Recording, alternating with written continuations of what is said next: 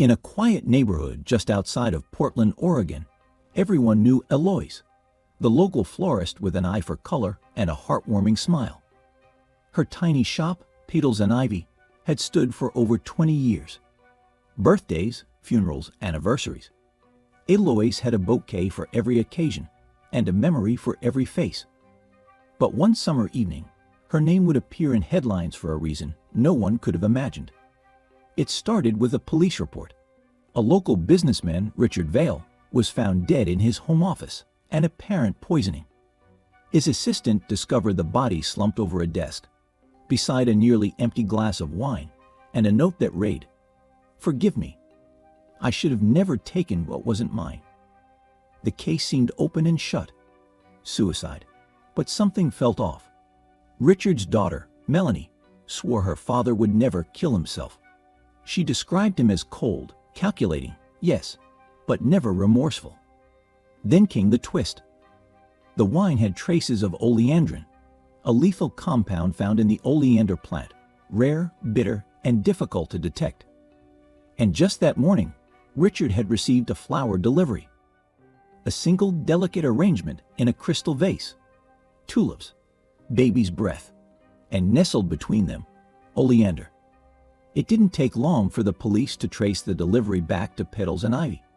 But Eloise claimed she had no knowledge of the bouquet. She said she had been off that day, recovering from a minor surgery. Her assistant, June, had handled everything. June, 23, polite, efficient, and camera shy. She had started working at the shop only 6 months ago. When asked, she said the order came in anonymously, paid in cash, no return address, just a request for something elegant with a touch of danger. Odd words for a floral order. Detectives reviewed security footage from the shop. No one unusual, but one thing stood out. June had prepared every bouquet herself except that one. That particular order she had taken to the back room, out of view, claiming she needed special vases that weren't kept up front. When asked why she hid the arrangement from the cameras, she simply said, "I didn't think it mattered." It mattered. Still, there wasn't enough to charge her. Eloise was let go, June 2. But then came another flower delivery, this time to a lawyer. Same design, same components, same handwriting on the card. He died 2 days later. Now the pattern became clear.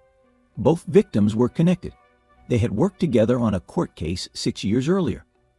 A custody battle turned ugly, one that made local news for its explosive accusations and ultimately led to the mother losing custody.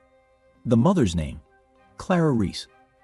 She was never convicted of anything, but her reputation was ruined, and she disappeared from public view. Digging deeper, detectives pulled up old records. Clara Reese had a daughter, born in 2001, brown hair, green eyes, same age as June. When questioned again, June confessed to her real name, Juniper Reese, Clara's daughter. She had changed her identity at 18 and moved to Portland, waiting for the right moment to strike. Her mother had died 2 years prior, homeless and alone. Juniper blamed the court system, blamed the men who painted her mother as unstable, blamed the society that never gave them a second chance. So she became the florist's apprentice, learned the flowers, learned their poisons, waited. "I never meant to hurt Eloise," she said during questioning. "She was kind, but she trusted too easily, and I needed to be invisible."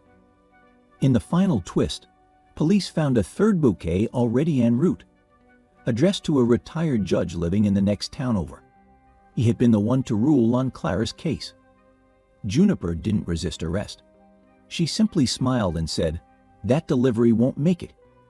You stopped it. That's enough for me." As the story unraveled, the town was left stunned. How could a girl so quiet, so gentle, carry out such a scheme? Eloise returned to her shop, shaken but unharmed. She changed the store policy. No anonymous orders, no exceptions. And in the corner of the shop now stands a single dried bouquet, oleander included, under a glass case. A reminder that beauty can be deadly.